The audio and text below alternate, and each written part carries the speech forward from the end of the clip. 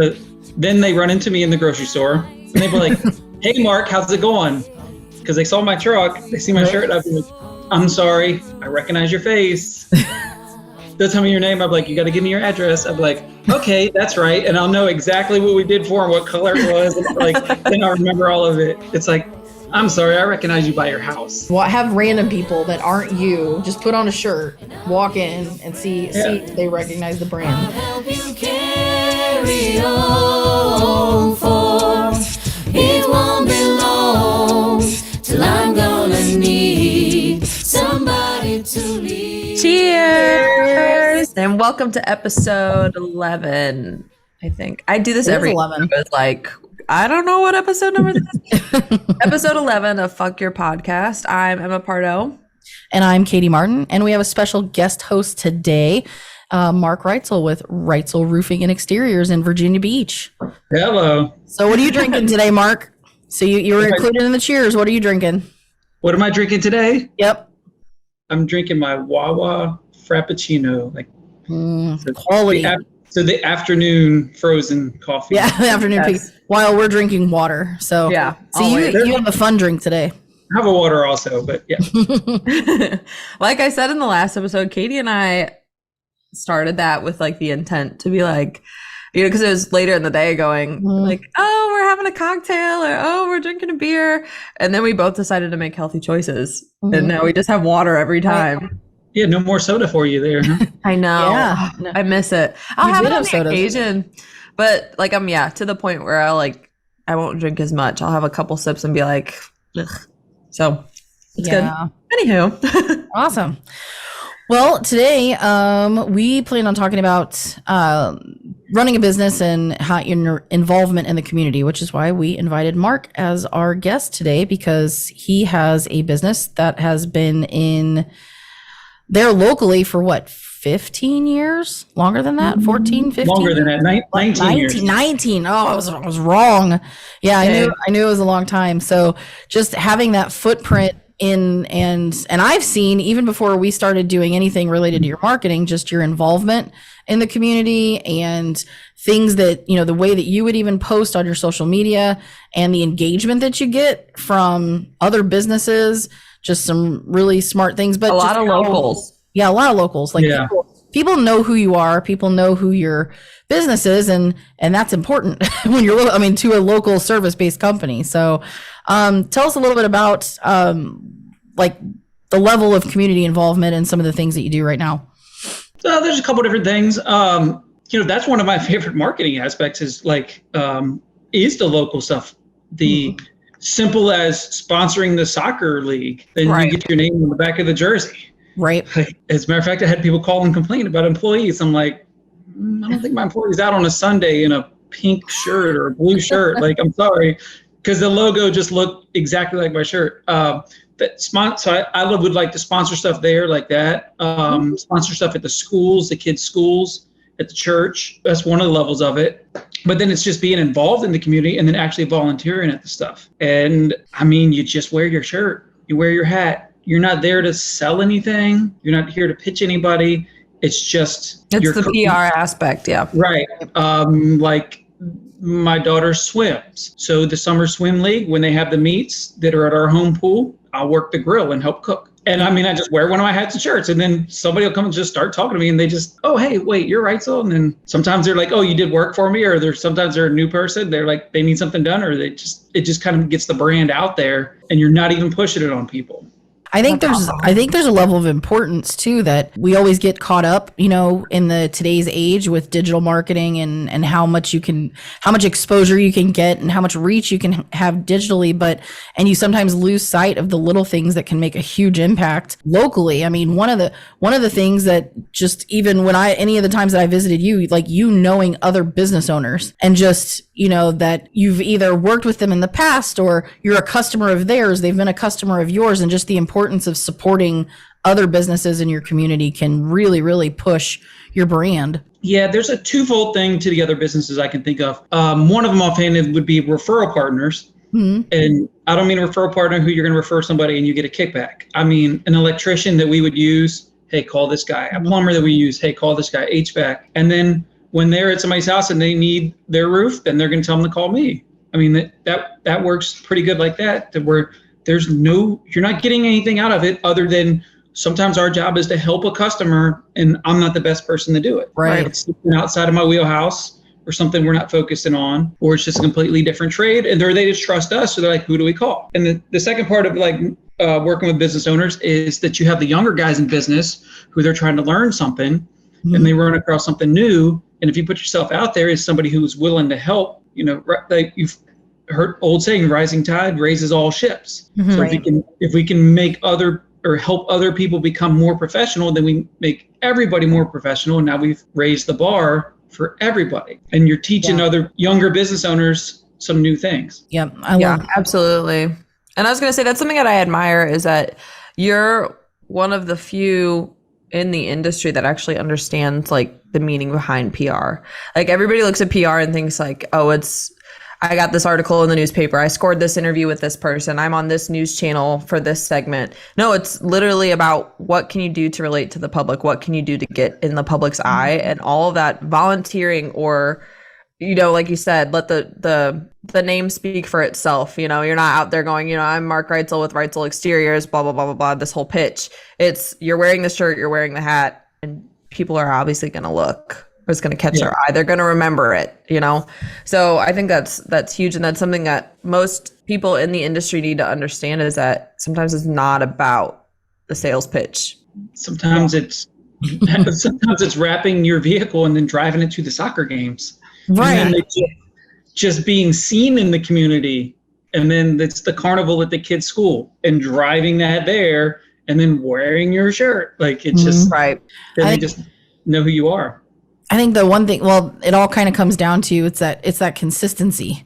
It's consistent. You can say that about any type of marketing, but the fact that like you show up consistently and you're conscious more about what you're doing to actually help the other people, or like to help the public, versus what am I doing in order to get something in return. But you just show up consistently, and it's like the little things, like you said, of wearing your shirt, wearing your hat, driving your car. It just raises awareness. And awareness is free. It's one of those. It's one of those marketing things that are free if you're just like conscious of it. And you can get so much in return. You can get so much in return by just being very intentional and conscious of, hey, I'm just going to make sure my brand is visible, and as simple as that. The how does it? Well, I know that you and I have talked about it a little bit about the disaster relief stuff that you do and how that works. Not only in your community, but you travel and do that. Just talk about that. And you did that fairly recently with one of the most recent storms. Yes. I apologize, I don't remember the name, but Hurricane Ian or whatever that hit Florida last year. Oh, yeah, it was Hurricane Ian. Yeah, typically hurricanes are the most Southern Baptist disaster relief. So it's with church. We're credentialed volunteers who can go in to zones that are not even released to the residents to go back yet. So we're FEMA credentialed. And our focus is not on somebody's house that's been destroyed, but it's like somebody who, like a tree like hit a corner and took off one bedroom. We can cut that off and clean up and tarp it. Or trees are blocking the access to their house. We can cut it out. So this is something where we're just giving back to the community. And I mean, at the same time, I'm still wearing my shirt. In that case, I'm out of state. I'm not there for getting anything in return except for helping other people. But the second part of it is that I am a roofer. So when I first showed up, they would cut the trees and leave. And I'd be like, well, what about the hole in the roof? Right. We don't get on roofs. I'm like, well, I do. Right. So now I'm part of the team. I'll just start tarping the roofs too. So we might even do a tree work there. I might just put a tarp on. And it's just helping somebody to protect their stuff, because the roofing companies are just so far backed up. And even the people, then they got to wait on their insurance or other things like that. So it's just trying to get them dry and to get it where they can use their house somewhat. Right. So it's more giving back. And then, I mean, I guess occasionally you get some sort of lead from it or knowing who you are. But yeah, I mean, it's one of those reasons, like why I do what I do, is because I want to be able to give back and help other people. Right. And those people clearly need the help. They're not faking it. Yeah, that's for sure. Well, I mean, you live on the East Coast, so it can Oh, go ahead, happen. Katie. It could happen at home, right? Yeah, it will again eventually. Yep. Yeah. Right. Pretty much from here to Florida, somewhere. Yeah. It's almost always going to get hit. Yeah. I was going to ask, have you ever had, or do you have any advice for anybody that's like on the fence about that type of community involvement? Like what have you found as an entrepreneur, and maybe just for personal reasons, like what has that brought you? And this doesn't have to be like, money or leads or any of that stuff, just whatever it is as it is. Yeah, say for somebody when they get involved in it, time is going to be the number one thing that you can give. And it's just helping anywhere, whether it even just be at the church you go to or your community center in the neighborhood, the school that your kids go to. And it's just giving your time and volunteering first for whatever they need. It doesn't matter if it's, you passing out pizza and drinks at a movie night at school or something. Like you don't have to have any super talents either. It's just show up and then go in where they need you. You don't have to be the guy who's going to travel all the way to Florida and go help fix roofs. Like you don't have to do that. It's just a little bit makes a difference between those people that you're working with. Just help out anywhere you can. Get started with that. Have you, you're in a lot of professional, networking groups, and you work with a lot of other entrepreneurs. Have you ever, I know I've seen it, where I don't always understand it, but I see it, where you might have the business owner who is like, that's what I do for work. They have this either like anxiety or reservation about promoting their business when they're not even really promoting it, where you have that resistance to wear the company shirt to the function. So have you seen that come up with any of the younger entrepreneurs that you currently maybe might be in a coaching circle with or something like that? So when you asked that question, what would bring mind to me, it was like, well, why do they want to disconnect themselves from the business? Because we all know that business is personal and personal is business, and the whole work-life balance thing, it's all life. So then why are they not wanting to bring their business into their personal life? Are they trying to hide something? Why do you feel uncomfortable? I know, sometimes you worry about, do you want to make somebody upset from something? But it comes off less transparent, not as trustworthy. Yeah. That's something that I always advise clients or anybody that even has questions about social media, not whether, we're doing their social media or not, is you can always share the business with personal. Sometimes you can't share the personal with the business for business reputation's sake. Yeah. But sharing your business on your personal page or with people in your personal life is huge, because they're going to be the people that support you the most on your personal friends list. And so it's just going to be this domino effect. You take pride in what you do, they're going to take pride in what you do. And it's just going to encourage the shares, the likes, the comments. It's going to reach people that you won't reach alone on your personal account. So that's huge. Huge for reputation all around, personal and business. Yeah, and you're not selling anything. Right. You're taking some cool little time lapse of laying deck boards and then putting it up, and then they're like, hey, what is that? That's kind of cool. You're not selling anything. It's just like, hey, here's something neat that we did. Right. Or I'm getting my friend who then he's recording me doing something and saying something, put it on his story.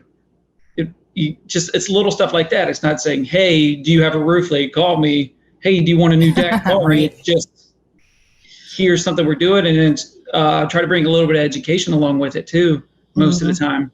Absolutely. A quick little video, educate somebody on something, and then move on. And then it's like you're building it now for it to come back later. It's not. Yeah. You're not going to get immediate return on any of that. Absolutely. I love seeing that beautiful marriage when you take the community, either community awareness or community involvement, or just the general supporting of another business in your locale on social media, where you might have somebody who takes their team out to lunch at a particular restaurant to say, hey, we're eating lunch at such and such restaurant. They tag the restaurant in it. The restaurant appreciates the mention. Their audience sees you, your audience sees them. And when you can have that, those friendly relationships with, even industries that aren't anywhere close to what you do, you're all serving people in one fashion or another, but just supporting other people. I love seeing that. I've seen you do that. I've seen other clients do that, where it's this is just what I'm doing today, and here's the business that I happen to be at, or here's the this, this is a property owner, like not like a homeowner, but a business owner that we did some service at their business, but you're mentioning that to where it's like that helpful cross promotion that again costs nobody anything, but can be invaluable later down the road. Yeah. And you're supporting their business also. Sometimes those, either they're my client and then I end up going to their business afterwards, or I've been to people's businesses and then they called me later for something. Not that was the intent, but I mean, you met them through that. So there's a lot of people that own businesses that are local and they're right in our community here. Yep. Right. And again, there's so much of that people can do. It's free. You just have to, I always say, if you're going to own a business, you have to have a little bit of shameless self-promotion. You're just promoting yourself in little ways. You're not selling. And that's where I think people will kind of, if they're a new business owner, like not saying, well, I don't want to post about, my insurance agency on my personal Facebook. I'm like, why not? People need to know what you do. And the first people that are going to buy from you are people who know you and people who like you. So even if you're not even thinking about the sale, don't think about the sale. Just think about telling people what you do. And, it's little things like that cross over into social media or any of your digital marketing, but it's no different. It's just as simple as wearing your shirt to the grocery store, and driving, it's the same thing, driving your company truck to, like you said, to a soccer game, but it's little things like that can make a huge difference, and it just expands your footprint. And again, all that's free, like and they all layer on one another, which is beautiful. So then they run into me in the grocery store and they be like, hey, Mark, how's it going? Because they saw my truck, they see my shirt. I'd be like, I'm sorry, I recognize your face. They'll tell me your name. I'm like, you got to give me your address. I'm like, okay, that's right. And I'll know exactly what we did for and what color it was. And like, then I'll remember all of it. It's like, I'm sorry, I recognize you by your house. Like, right. Like, that's so funny. It's not by their features or their name or the way they talk. It's, hey, I know your house. Yeah, like I know exactly what I fixed over there. That's funny. It does happen. That is funny. I'm not scared to tell them that I don't remember who they are. I'll say it to them. Yeah. Yeah. Being in business that long and having that many customers. Yep. Right. I saw recently, and because you informed us, you won, how long ago was it? Like a couple weeks? You won an award? Yes. That was Owens Corning. So platinum installer. And you have to install 95% or more full system, like using all of the products, not just the shingle. Oh, that's awesome. Which is a whole nother podcast about that. But if you put on just the shingle, you don't have the full lifetime warranty. So you use all of the components and actually register the warranty. So there's only so many of us that actually do that. And at the yearly convention. So how did it come about? Did you have to get nominated? Was this something that was just like they look at their records and see? Yeah, so Owens Corning, we register the warranties online so they would know. But then also a company called Guild Quality contacts every customer, and then they do surveys. And of the response rate,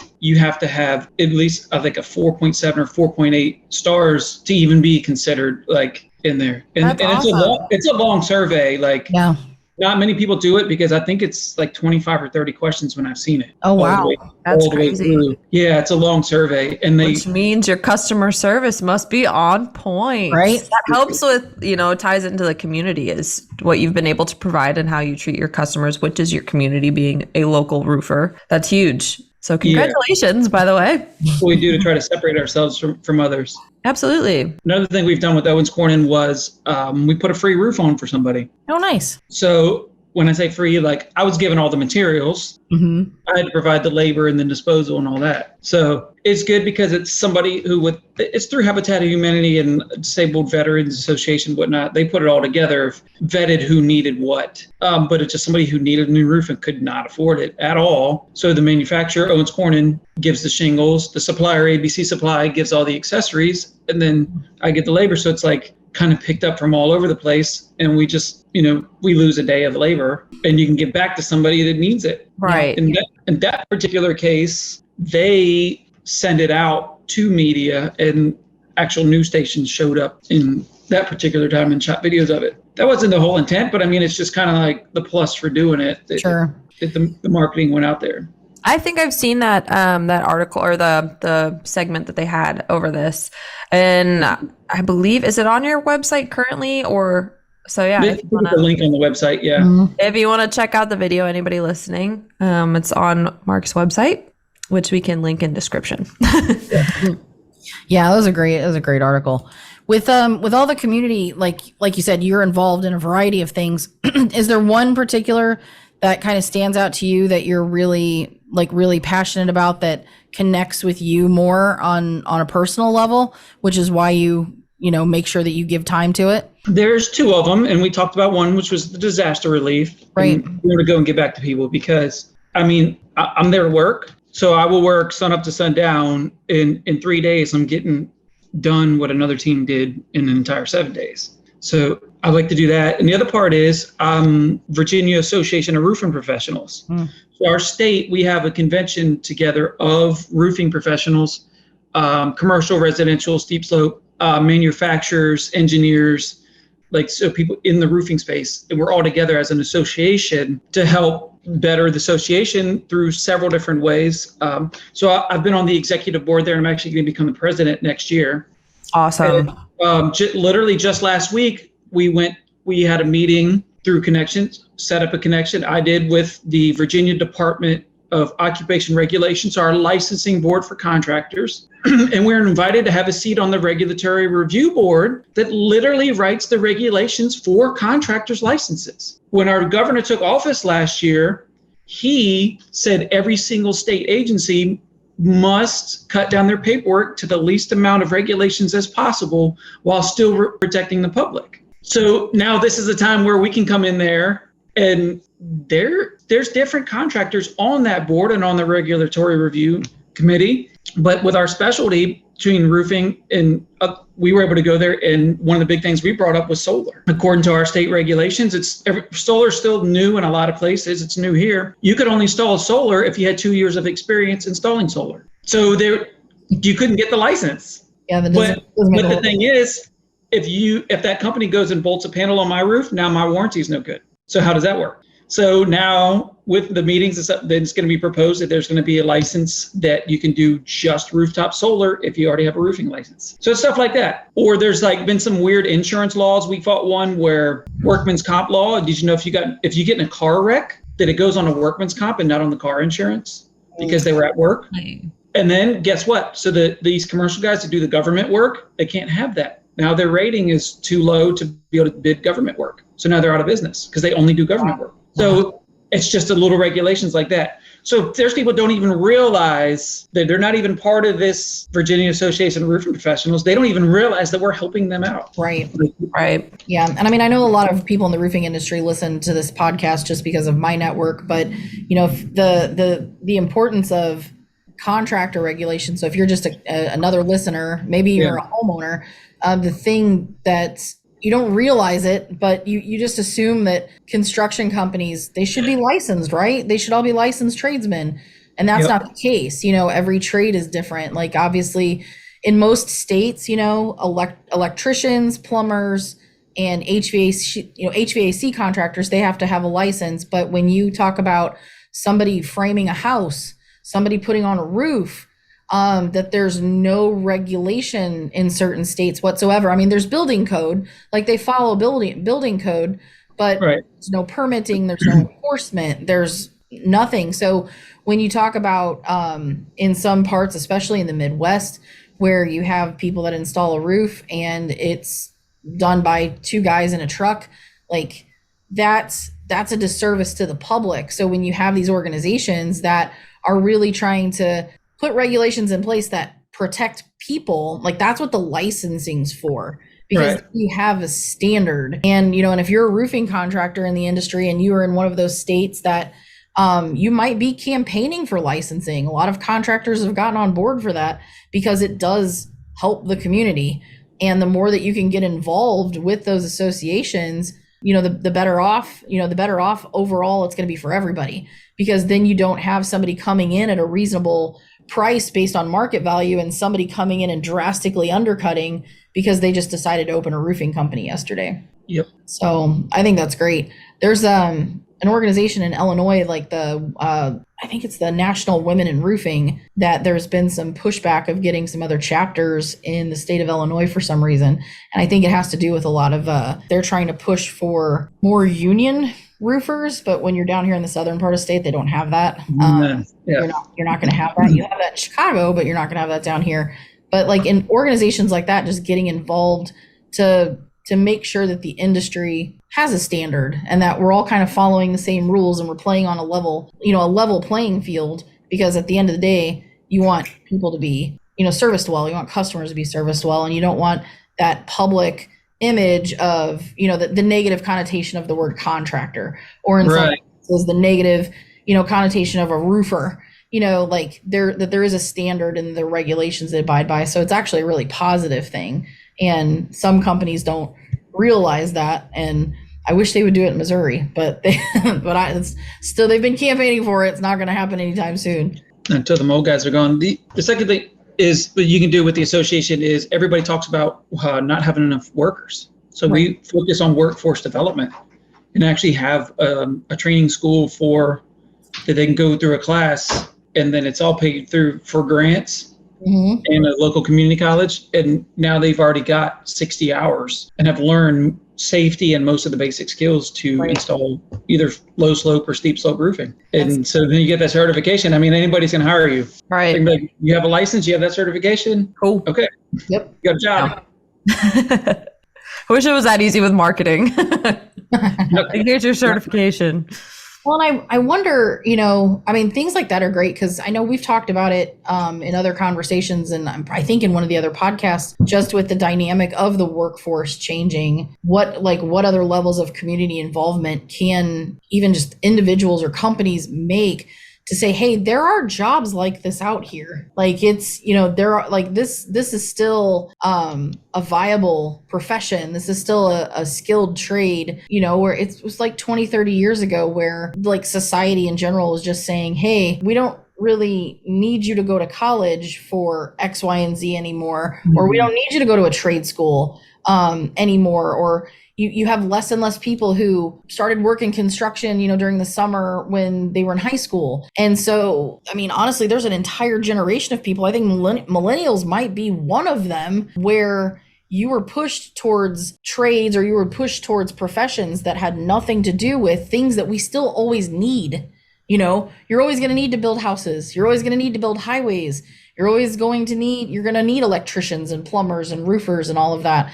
And if there could be more and I think it's starting to happen with organizations like that, raising more awareness of hey, there are programs that you can get into a legitimate construction profession and make really good money, or make a good living for something that really, an industry that really needs people.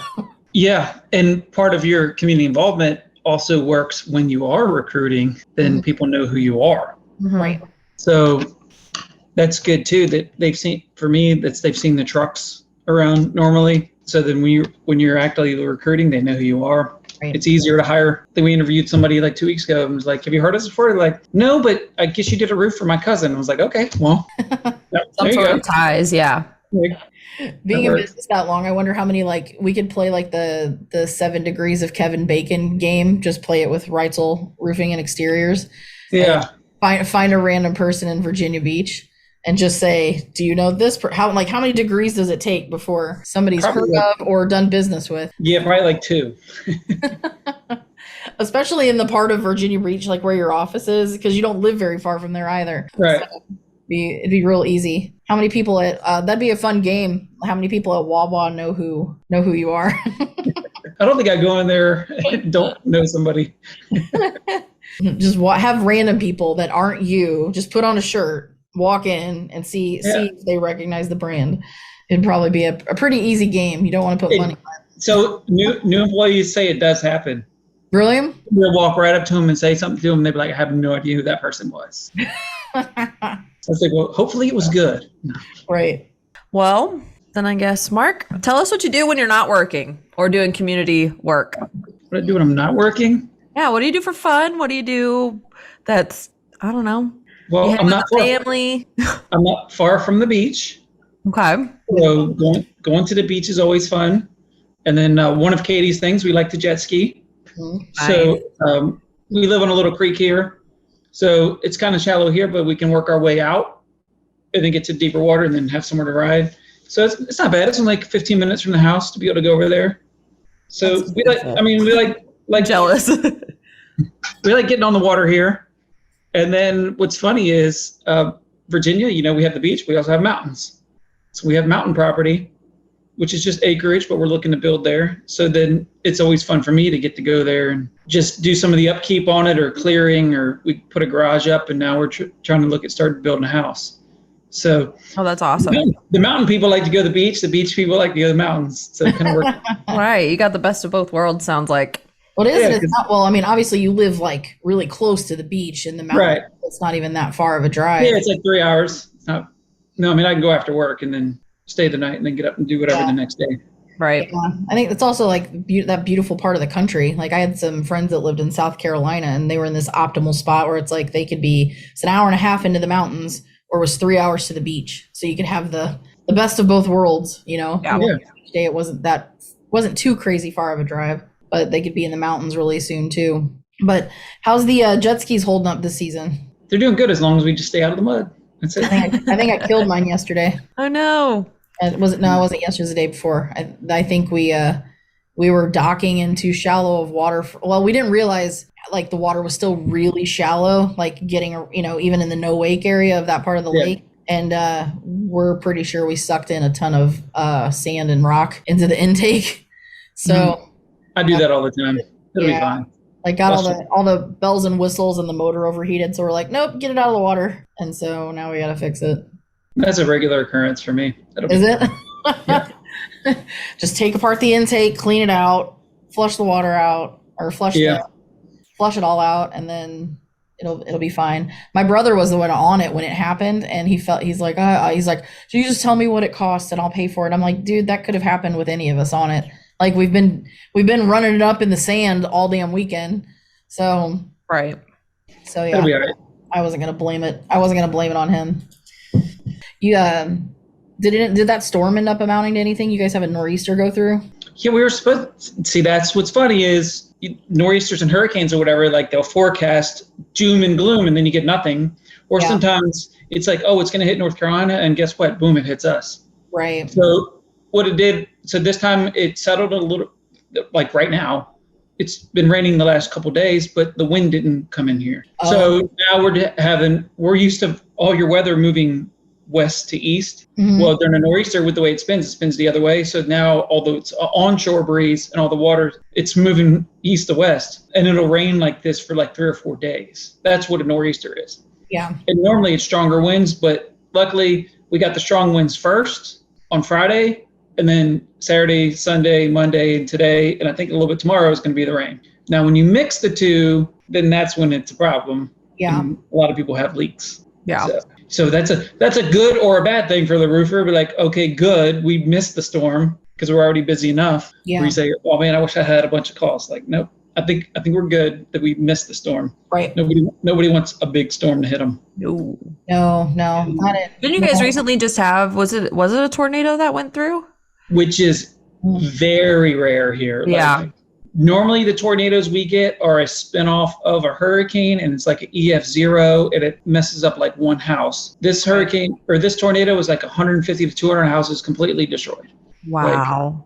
Like, I think they said it was a 3, which is just unheard of. I can think of one other in my career. So I can only think of 2 tornadoes. Occasionally we'll get a microburst of like a downdraft, and just be one little pocket, one straight line winds will hit one area, but it's not an actual tornado. Yeah. It's just so rare here. Like there wasn't even a warning or anything. That sounds like, I feel like that recently happened was it in St. Louis that there was like no warning and then everybody just got slaughtered? That sounds so horrible.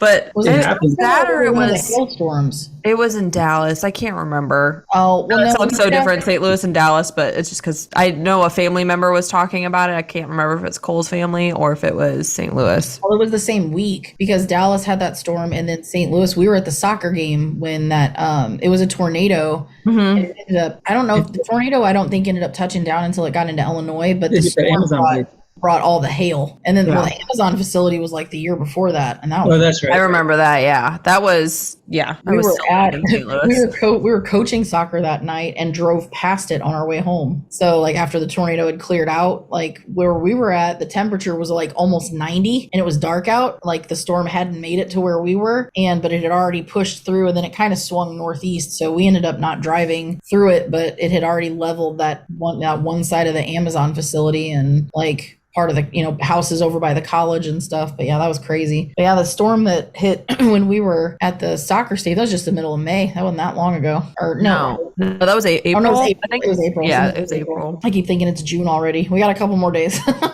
Well, speaking with this being the topic of community, I was going to ask, and this doesn't have to be business related, just from your personal experience seeing it happen, like what was the sense of community when that struck? That's tragic to 200 homes. Yeah, the sense of community was very strong.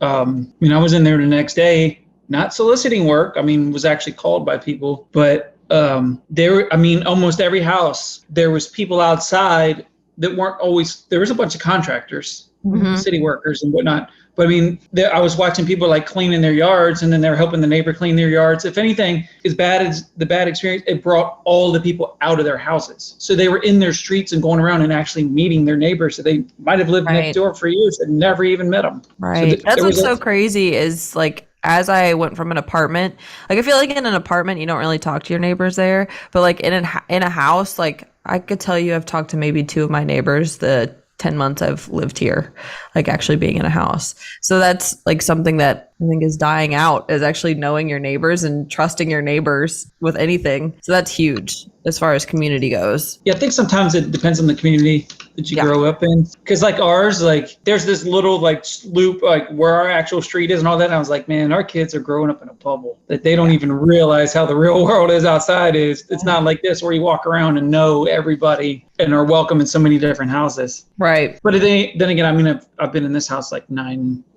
years now. So there's a difference. It comes, because you just meet people different times, but the kids, like, I'm not sure how old the kid is there.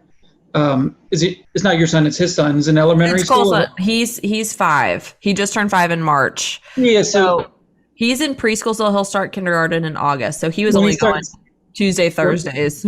So then it's going to start with the play dates and then meeting the other parents. And then the functions at the school. Yeah, he just finished his soccer season, which still I think everybody's kind of like standoffish to each other. Yeah, like the kids get along great, but the parents just kind of like, I'm here to watch my kid and leave, like not like they want to get it over with, but they don't. It's not really talking to on the team. You'll see that change as it's not necessarily always a positive thing, but when kids are playing soccer and they're older, we've actually switched clubs because of the parents in our club. Because all like right now, Miles is in a great club that it's not like we hang out, but we're all friendly with one another. They're very pleasant. Like, and the one before that, they were super standoffish, and they were just like, we were kind of getting like a bad reputation of being associated with that group of parents. Right. Just that kind of stuff. But yeah, you'll see that you'll have to navigate that. At different ages. Well, the thing is, when it was, because I moved here in September and Halloween, so like the next month, October, Halloween, and Cole his family isn't as social. They all have good RBF, and I don't mean that in a derogatory way. Just that they seem scarier than they are. They're really nice, but they don't really, it's not like they're out socializing as much. They're more so like, not homebodies, just not as social. And we were walking around doing trick-or-treating with crew, and I was like, oh, let's go talk to the neighbors. And it was Cole and Carly, which is Crew's mom. And Cole and Carly looked at me and they were like, we don't do that. I was like, we at least say hi. Like, it's okay. That's a good time to meet them. Yeah, it was probably the best time. Funny story. So we have the scary driveway for the kids, and then we put a beer and water cooler at the bottom of the driveway. And then I put my yard sign right next to it. So That's awesome. There's a lot of like tags on Instagram of Like, look at the Thanks, Reitzel house. Look at the beer. Like, everybody knows whose house it is. That's and then we awesome. get like that's community right there. That's a good time to meet people. Put some That's a free great beer. idea, though. I didn't even think about that. Like all the parents that are, stopping by. Some people carry coolers, but if you don't have to, that's ideal. Yeah, to give them whether they were. I mean, they either want water or beer. So. Oh my God. Side note, I've never seen this before. So the neighborhood that I grew up in St. Louis, in St. Charles, there was so many kids and it was all parents and kids walking around like crazy. What was exciting was that there's a lot of kids in this neighborhood. So I was like, oh my God, Halloween's going to be great this year. There's going to be so many trick-or-treaters. I can't tell you how disappointed I was when I saw so many parents that were driving their cars and letting their kids walk. I was like, mind blown. Like, you can't walk. This neighborhood's not that big, especially where you're trick-or-treating and your 5-year-old that's walking. Like, go trick-or-treat with them. Walk. You probably could use the exercise. And we don't. Our neighborhood is huge for Halloween, and that was one thing. Unless it was raining, like occasionally you see the year where it's kind of raining off and on pretty good for Halloween. You might see the parent that's driving the kids so they don't get completely soaked. But I can't, like, especially in your neighborhood, the houses are pretty close together. So I mean, the kids can so close together. I mean, the parents could just keep walking down the street, and the kids could hit 3-4 houses in a row. Well, that's what we did. That's what, when we walked around with crew, it was like he was running door to door like crazy. But it was also like, you're nuts on Halloween in a child crowded neighborhood to drive your car and risking someone running in front of your car. Right. Like, I don't know. I know me, and I know I'm terrified on New Year's Eve to drive and Halloween night. For sure. You will not see me in a car. Right. Yeah, I wouldn't want to be the driver either. No. Man, that's genius though, putting a yard sign. I've never thought of that with all the roofing companies I've been involved. Yeah, right. Really smart. That's super smart. You do, and now I'm thinking, like, how many people do I know in my subdivision that own some sort of home service company? Like, I mean, there's a few that own it, but I definitely know some guys that work for, like, I know there's a guy in my neighborhood that works for a solar company. There's one in my neighborhood that works for a mechanical contractor. And then there is a guy who lives behind me that it's like, for Halloween, that would be so smart just to have something And like you're saying, hey, and it's putting the tent up that has the logo on it, wearing your shirt. It's the little things. You're just branding. That's all you're doing. It's not a call to action. And the parents like you said, the parents will remember the house. And because I know the kids, there's always the one house in our subdivision that, since my kids were little, that they remember that, hey, there's the lady that gives out sodas because she did something different than everybody else in the neighborhood. So they always had to make sure they stopped by that house. We had this elderly lady in the neighborhood growing up. We called her the toy maker because she would like give out like full size like stuffed animals and like trinkets and like cool things like that. And she was so old, but she was so sweet. We called her the toy maker. We only saw her on Halloween. So we were the first of the younger couples to buy in this particular corner of our street. Yeah.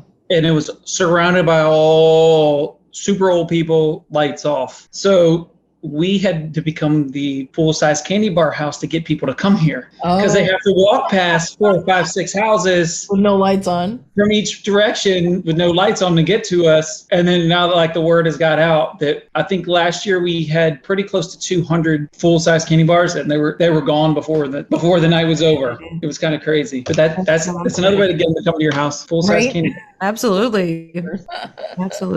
So moral of the story. Full-size candy bars will lead you to a better community.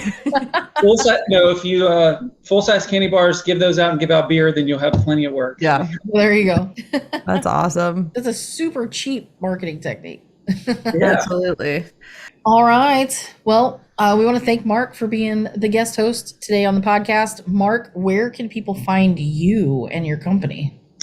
Normally on the socials, Marc with a C, M-A-R-C, Reitzel, on Facebook or on Instagram.